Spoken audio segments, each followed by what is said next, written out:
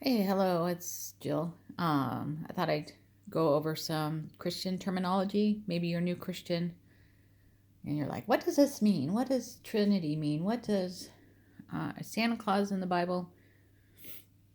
So I thought I'd go over Doubting Thomas today. This is John's sketchbook. I've been drawing out the Bible during these last 3 years of quarantine and COVID. And I just have a few books left in the Old Testament. So this is Doubting Thomas and John, Gospel of John. Matthew, Mark, Luke, and John are all witnesses of and friends of Jesus, and were with him when he died and rose again. So it's like their testimony. John 20:24. Now Thomas, called the twin, one of the 12, was not with them when Jesus came. So Jesus came back, but Thomas wasn't there. I don't know where he was. The others therefore said to him, we have seen the Lord. So twins born at the same time. Thomas is a twin. I don't know if it's identical or fraternal. A boy and a girl can be twins, but they would not be identical. They would be fraternal. And two boys or two girls who are twins, exactly alike, almost exactly alike, they are identical twins. Let's read that again. Now Thomas, called the twin, one of the 12, was not, and the 12 are the 12 disciples, or Jesus's 12 friends, was not with them when Jesus came. The others therefore said to him, we have seen the Lord. So just think all your friends are there and they say, hey, we've seen Jesus. He died, but we saw him. Thomas wasn't there previously. So he said to them, unless I see in his hands the prints of the nails. So there's my hand. I don't have any nail prints. I wasn't nailed on the cross.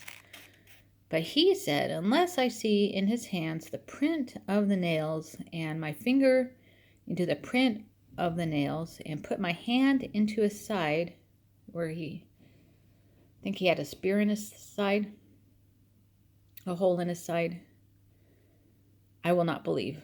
So unless I touch him, see the nails in his hands, and touch where Jesus' side was pierced, I need to touch the print of the nails. I need to touch where he was speared. Then I'll believe. Don't we do that sometimes? If I see it, I'll believe it. If I don't see it, I won't believe it. Faith is like invisible in many ways. So a doubting Thomas is somebody who doesn't believe it unless he sees it and has proof. Not faith, but John 20:26. And after 8 days, his disciples were again inside, and Thomas with them. So 8 days later, the disciples, Jesus' friends, were hanging out, and Thomas was there this time. Jesus came. The doors were shut. Jesus came, the doors being shut, and stood in the middle of them, and said, peace to you. Jesus in the midst of the disciples. Peace to you. Have peace. Isn't that nice? Then he said to Thomas, reach your finger here and look at my hands, and reach your hand here and put it into my side. Do not be unbelieving, but believing. So Jesus cared so much that he answers our questions and knows our doubts and thoughts.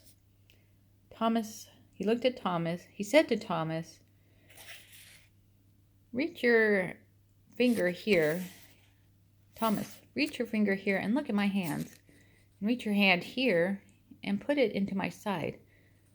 Do not be unbelieving, but believing.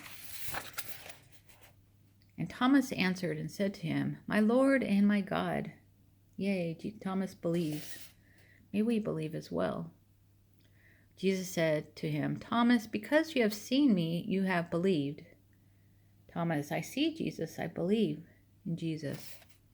Blessed are those who have not seen and yet have believed. Blessed are those who haven't seen Jesus but still believe. We haven't seen Jesus, but we still believe. That is a doubting Thomas, somebody who needs proof, needs to see exactly what's going on and see and know for them to believe. So hopefully we're a faithful Thomas, not a doubting Thomas.